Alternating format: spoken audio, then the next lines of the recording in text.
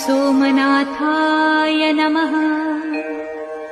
ॐ मल्लिकार्जुनाय नमः। ॐ महाकालेश्वराय नमः। ॐ ओंकारेश्वराय नमः। ॐ वैद्यनाथाय नमः। ॐ भीमशंकराय नमः। ॐ रामेश्वराय नमः। ॐ नागेश्वराय नमः। ॐ विश्वेश्वराय नमः। ॐ त्र्यंबकेश्वराय नमः।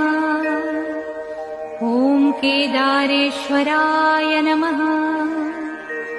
ॐ भुस्मेश्वराय नमः।